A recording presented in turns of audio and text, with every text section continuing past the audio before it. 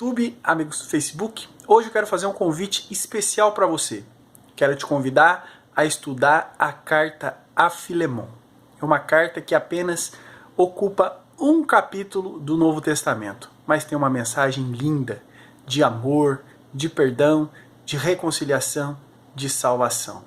Uma mensagem que vai fazer uma grande diferença na sua vida espiritual e uma grande diferença para aqueles a quem você dividir este conhecimento, a quem você partilhar essa riqueza de doutrina, de ensinamento da palavra de Deus. Essa é uma das primeiras pregações que eu fiz na primeira Igreja Batista Independente de Santa Cruz do Rio Pardo. No sábado à noite, uma lição que vale muito a pena você ouvir. São 30 minutos, é só deixar o vídeo rolar e aproveitar. Peço a você que não se esqueça de deixar o like no vídeo para dar aquela força e também que se inscreva no nosso canal. Muito obrigado e Deus te abençoe. Partindo aqui da primeira Igreja Batista Independente de Santa Cruz do Rio Pardo, no estado de São Paulo, no interior, na região de Marília, e nós vamos transmitir hoje esse estudo na carta de Filemon. Então, é uma carta curta, porém com grande sabedoria, grande valor espiritual para as nossas vidas. Filemon, ele era um homem rico, de posses, e que realizava os cultos lá na cidade de Colossos, e ele cedia a sua casa para a reunião dos irmãos, estudar a Bíblia, cantar hinos, e também ele tinha um filho que chamava Arquipo, que era ministro em Laodiceia. Então nós vemos que o Filemon, ele era um homem honrado, um cristão decente e honrado, né? E ele tinha um escravo. O escravo dele chamava Onésimo. O escravo dele, acreditamos, né, que roubou o seu patrão e fugiu. Roubou o seu patrão, o seu dono, né, no caso, que era um escravo, roubou Filemon e fugiu para Roma. Quando chegou em Roma, Paulo estava preso numa prisão domiciliar em Roma e o Onésimo encontra Paulo na cadeia, na prisão. E Paulo evangeliza esse escravo, né, infrator, e Paulo devolve Onésimo a Filemon, o seu dono, né? E nós vamos vendo o desenrolar da história. O que mais me chamou a atenção aqui, e que vai ser alvo da nossa mensagem hoje, é o proceder de Paulo. Como é que ele desenrola essa mensagem, essa carta que ele escreve de recomendação para que Filemon receba Onésimo de volta na sua casa, né? E como a sabedoria que Paulo usa para escrever essa carta, para transmitir essa mensagem de uma forma cristã. E também outras doutrinas que nós podemos tirar aqui. Então nós vamos começar fazendo uma leitura dos versículos 1 até o 3. Vamos lá, versículo 1. Paulo, prisioneiro de Jesus Cristo, e o irmão Timóteo, ao amado Filemon, nosso cooperador, e a nossa irmã Áfia, e a Arquipo, nosso camarada, e a igreja que está em tua casa. Graça a vós e paz da parte de Deus, nosso Pai, e do Senhor Jesus Cristo. Então aqui nós vemos que Filemon era um homem honrado, né? Ele era um cristão honrado, né? Hoje em nosso meio nós temos muitos cristãos assim, eu digo aqui no nosso convívio, da nossa igreja aqui, né? Como tem o pastor Stevens Montgomery, que é um homem honrado pelo trabalho que fez, o irmão Félix, né? Todo mundo conhece. Então, o Filemon era mais ou menos dessa forma, um homem respeitado, um homem de posse, né? E o seu filho também, ministro lá em Laodiceia, e aqui no versículo 2, e a igreja que está em tua casa. Então a casa dele era uma casa grande, né? Para ele poder reunir na casa dele, fazer o culto lá, a reunião. Então era uma casa grande, Então nós imaginamos que era um homem rico, né? Posso estar errado, mas a gente imagina que era um homem de posse, e era um homem de posse temente a Deus, que emprestava a sua propriedade para servir ao Senhor. Então, um homem honrado, né? Segunda leitura, versículos 4 até o 7. Vamos lá. Filemon, um homem de boa fama. Paulo se lembra sempre de Filemon em suas orações. Paulo era homem de oração. Nós vemos que Paulo era um homem de oração em Atos 16:16. Fala que Paulo estava indo orar. E entre tantos pedidos de oração que Paulo recebia, com certeza, né? Ele tinha um lugarzinho reservado a Filemon. E através da vida e da fé de Filemon, os crentes tinham sido reanimados. Vamos ler. Versículo 4. Graças dou ao meu Deus, lembrando-me sempre de ti nas minhas orações, ouvindo a tua caridade e a fé que tens para com o Senhor Jesus Cristo e para com todos os santos, para que a comunicação da tua fé seja eficaz no conhecimento de todo o bem que em vós há por Cristo Jesus. Tive grande gozo e consolação da tua caridade, porque por ti, ó irmão, as entranhas dos santos foram recreadas. As entranhas quer dizer que o interior, o coração, né? Hoje nós falamos o coração. O coração dos crentes foram animados, né? Naquela época eles falavam entranhas, né? É o que está por dentro, o sentimento. Então, a vida de Filemon, o proceder como cristão, como cidadão colossense e como pessoa, como homem, como pai de família, esse proceder levava as pessoas a se alegrar com o Evangelho, né? E as pessoas, como diz no versículo 7, né? As entranhas dos santos foram recreadas. Era um homem que fazia bem para o Evangelho, fazia bem para a igreja, cedendo a sua casa, fazia bem para a sua comunidade onde ele vivia, para as pessoas ao seu redor, né? Um verdadeiro exemplo a ser seguido, né? O verdadeiro molde para nós hoje, né? Ser exemplo de pai, de filho, de cristão, de trabalhador, de homem honesto, de homem honrado.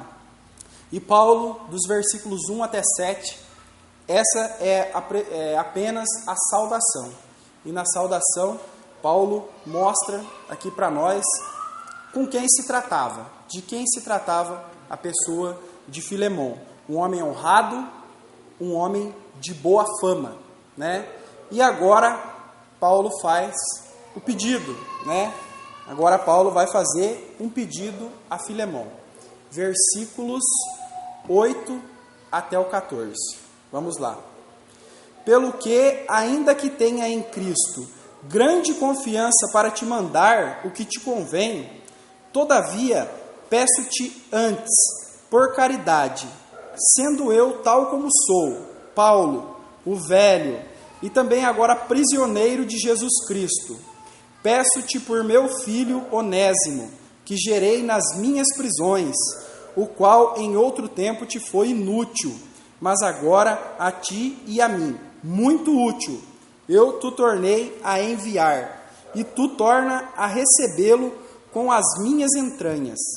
Eu bem o quisera conservar comigo, para que por ti me servisse nas prisões do Evangelho. Mas nada quis fazer sem o teu parecer, para que o teu benefício não fosse como por força, mas voluntário. Só desses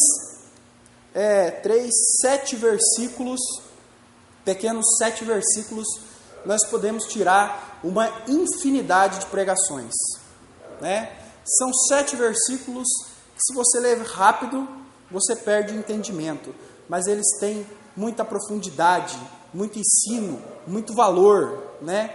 Começa pelo versículo 8, olha o que Paulo fala. Pelo que, ainda que tenha em Cristo grande confiança para te mandar o que te convém. Paulo começa assim: olha, Filemon, eu podia ordenar para você que você fizesse isso, pela minha posição. Paulo era apóstolo, Filemão, né, um cooperador do Evangelho. Eu poderia mandar, Paulo, você fazer isso. E você, com certeza, me obedeceria, né? Mas eu estou te pedindo essa gentileza, esse favor, meu irmão, né? Você vê o tratamento entre os irmãos. Podia te ordenar, mas eu te peço em amor, porque nós somos irmãos em Cristo, né?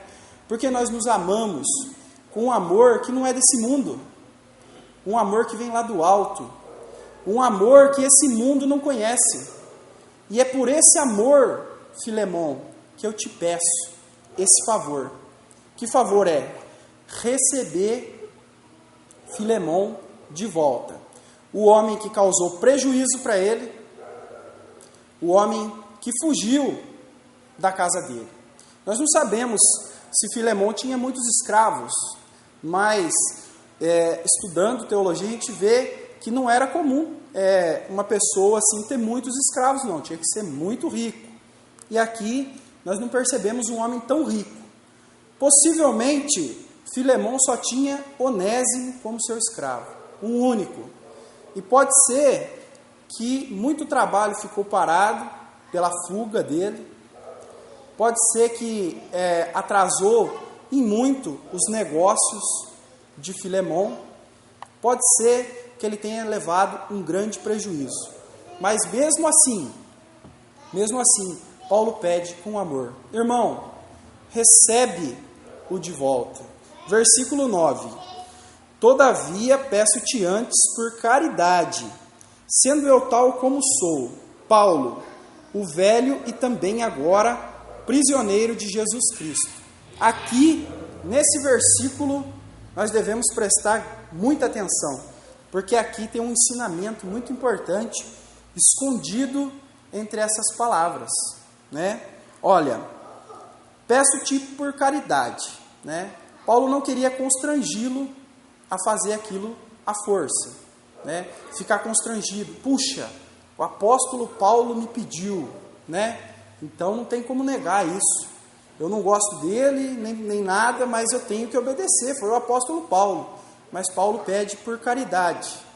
Paulo quer que ele seja recebido com amor. Paulo quer que ele seja recebido não mais como um escravo. Não mais como um escravo. Mas Paulo não fala para ele que ele deveria dar, né, eu acho que é a forria, né? É isso? A carta que liberava ele, que tirava, que dava a liberdade para aquele escravo. Paulo não fala isso, mas Paulo fala que ele continue sendo seu escravo, mas agora mais do que um escravo, um irmão em Cristo. Essa diferença social naquela época era muito grande.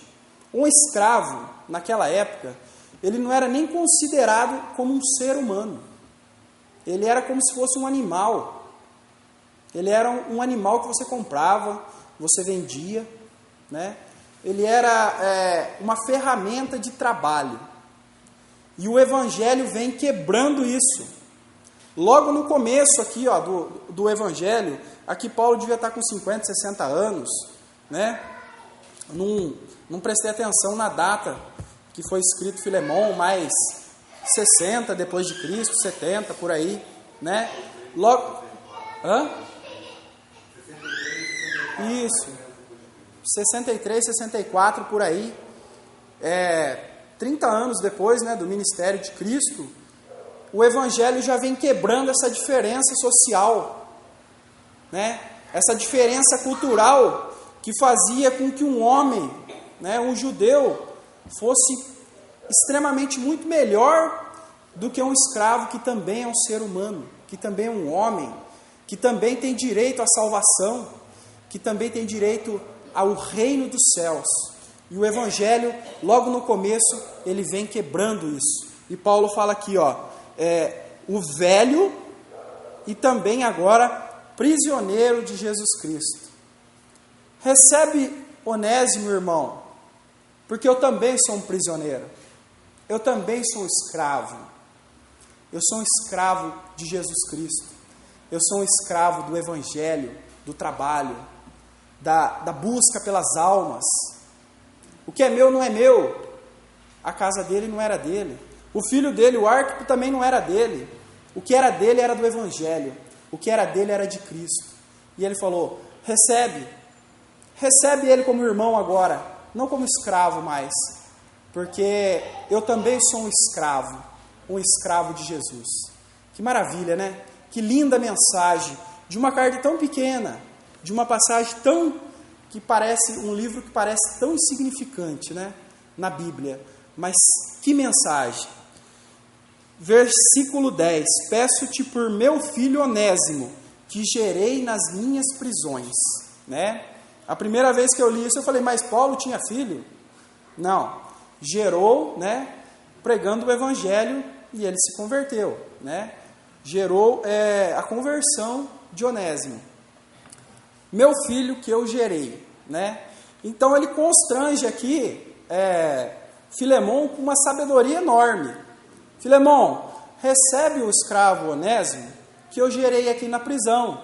E Filemão, quando leu esse pedacinho aqui, ele falou, quem me gerou, o meu pai na fé também, quem me gerou no evangelho foi o próprio apóstolo Paulo. Porque Paulo também pregou para Filemão, e Filemão veio ser conhecedor do evangelho através do apóstolo Paulo. Vê como que a sabedoria de Paulo, né? É por isso que nós falamos que a Bíblia foi escrita por homens, mas ela é divinamente inspirada. De onde vem tanta sabedoria? De onde vem essas palavras? Né? Paulo, um homem meio rústico, né? Sistemático, um homem meio, né? Acredito eu que seria um homem meio carrancudo, mas olha a sabedoria de Paulo para se dirigir ao seu irmão.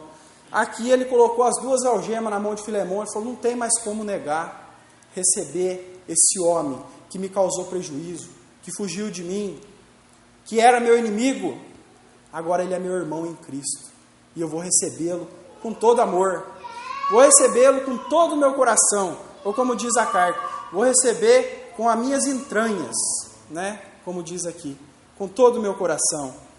Versículo 12. Versículo 11 é muito importante.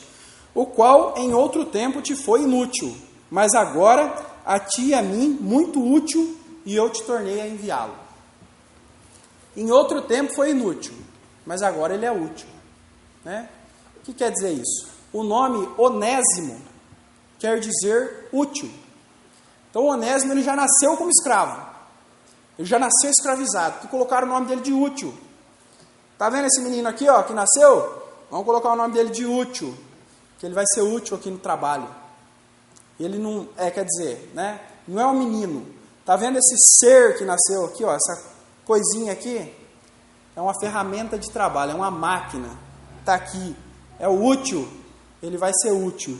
E aqui Paulo faz um joguinho de palavra. O qual no outro tempo te foi inútil, mas agora a ti e a mim muito útil. Ele quis dizer, Filemão, o útil que ficou inútil, agora passa a ser útil. Útil para quê? Para o trabalho forçado? Também ajudar no trabalho braçal. Mas muito mais útil no Evangelho. Muito mais útil no seu testemunho de vida, de conversão e também no trabalho a favor dos santos. Então o inútil passa a ser útil. Versículo 13. Eu bem o quisera conservar comigo, porque por ti me servisse nas prisões, mas nada quis fazer sem o teu parecer, para que o teu benefício não fosse como por força, mas voluntário. Mais uma vez, a humildade de Paulo, não se aproveitando da sua posição, né? Podia ter ficado com o escravo do Filemão, podia só ter mandado uma carta, olha Filemão, o seu escravo, conheci ele aqui, e agora ele é meu, e ele vai me servir. Filemão diria, tudo bem Paulo, está ótimo, não tem problema nenhum, com certeza. Mas Paulo não quis se aproveitar da situação, não quis se aproveitar do seu amigo e devolve o que não era dele. E muito melhor, deixa essa lição registrada aqui há quase 2000 anos para nós, uma lição importantíssima, né? Vamos lá em 2 Coríntios,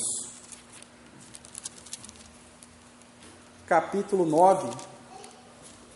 2 Coríntios 9, 7.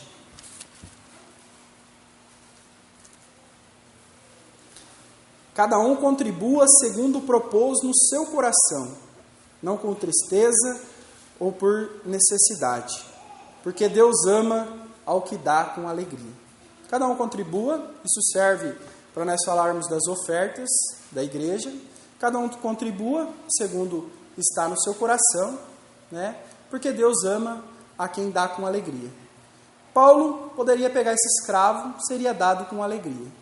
Mas Paulo aprendeu aquela tão importante mensagem do Evangelho, né? Que mais importante é dar, mais feliz é dar do que receber, né? Mensagem também importantíssima. E vamos à quarta leitura. Versículos 15 a 17 de Filemão. Porque bem pode ser que ele se tenha separado de ti por algum tempo, para que o retivesses para sempre, não já como servo, antes mais do que servo, como irmão amado, particularmente de mim, e quanto mais de ti, assim na carne como no Senhor. Assim, pois, se me tens por companheiro, recebe-o como a mim mesmo. Duas lições maravilhosas. Primeiro, olha, Filemão, isso que aconteceu com Onésimo, dele te roubar, dele fugir de você, dele te dar prejuízo, dele te dar desgosto e tal, tudo isso, Deus se aproveitou dessa situação para dar uma lição a milhões de pessoas. Porque há 2000 anos essa carta vem sido lida nas igrejas, né? Há quase 2000 anos, e há quase 2000 anos Deus vem se aproveitando dessa rebeldia de Onésimo para pregar o Evangelho, para confortar os nossos corações, para ensinar a sua palavra.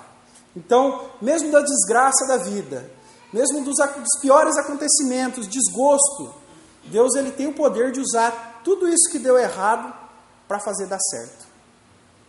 Mesmo que o Onésimo, sei lá qual foi o prejuízo que causou e qual foi o desgosto que causou, mas Deus reverteu a situação, usou tudo isso para abençoar a nossa vida.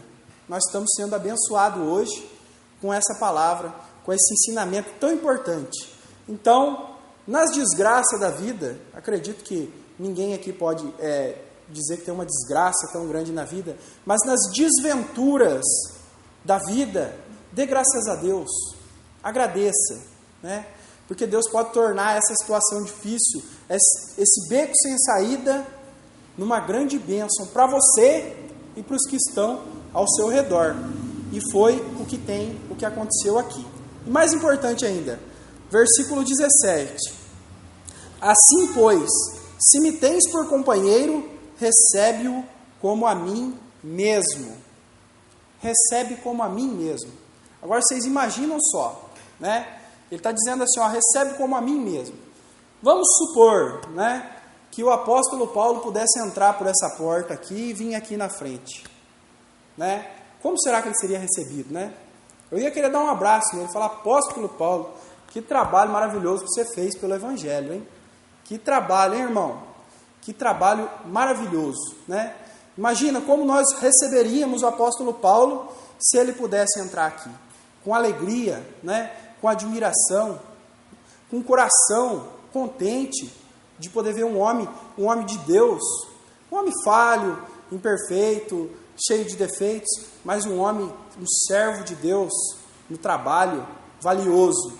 E é assim que ele espera que Filemão receba Onésimo, como se fosse ele. Filemão, como se fosse eu, como se nós tivéssemos trocado de lugar.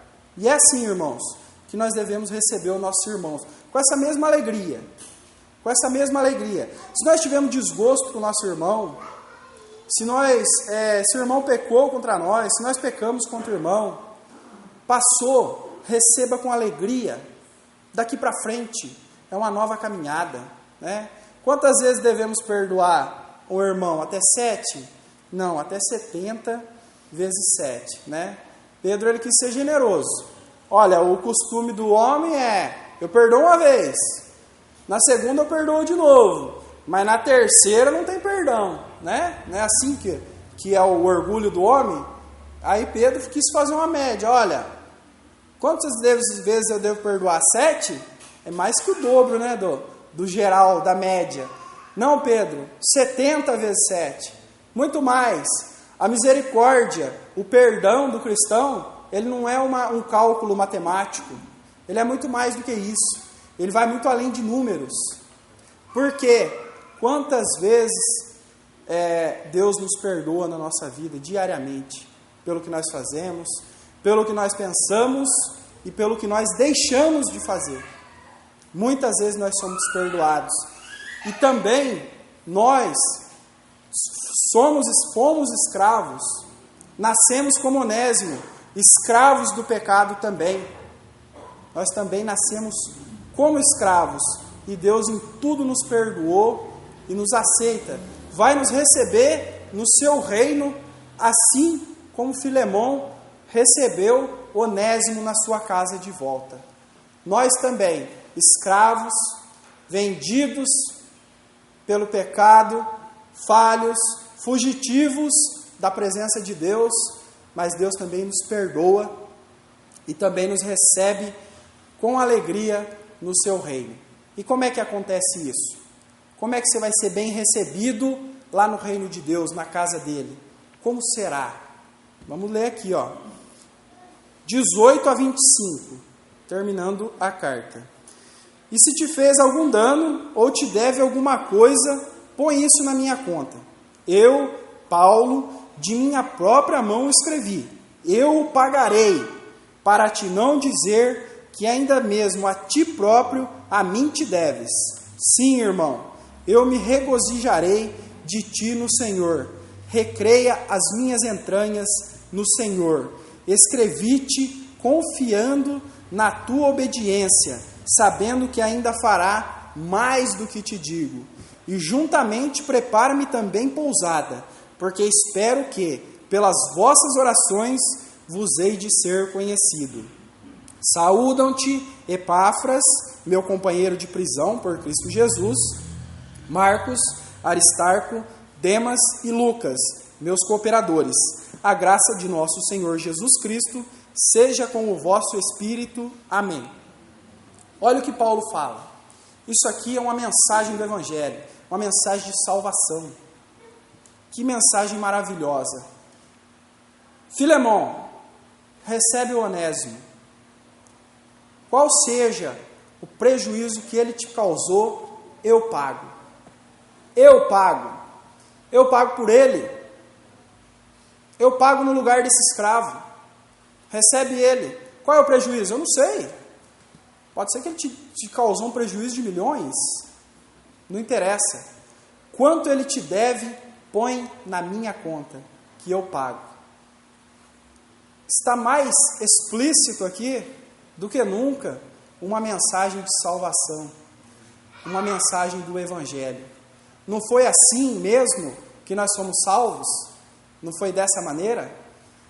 Nascemos escravos, vendidos pelo pecado, nos arrependemos, conhecemos o Evangelho como Onésimo, e quem pagou a nossa conta? Jesus Cristo. Ele pagou a nossa dívida. Que alegria! É por isso que nós podemos ser recebidos lá no céu com alegria. Apesar dos nossos erros, apesar das nossas falhas, podemos sim ser recebidos com alegria. Porque alguém, assim como Paulo estava disposto a pagar todo o prejuízo, assim também Jesus Cristo pagou a nossa dívida. E no versículo 21, Paulo dá uma indireta nele. Uma indiretinha, uma cutucadinha. Olha, escrevi-te confiado na tua obediência, sabendo que ainda farás mais do que digo. O que é esse mais? Onésimo, pedi para você receber. Filemão, pedi para você receber o escravo. Recebe ele na sua casa, põe ele de volta no trabalho e também agora ele é um irmão em Cristo. Mas eu estou certo, pela tua fidelidade, pela tua honradez, pelo teu coração, que você vai fazer mais do que isso. O que seria mais do que isso? É a forria, é a carta de liberdade para ele. Para que agora o Onésimo vai obedecer o seu patrão, já não mais por obrigação, já não mais por uma carta que diz que ele é escravo, mas por amor. E é assim, quando Cristo paga a nossa dívida, nós não vamos lá pagar o preço de volta. Onésimo não ia mais trabalhar para pagar a dívida para Filemon, seu patrão, porque Paulo pagaria no lugar dele.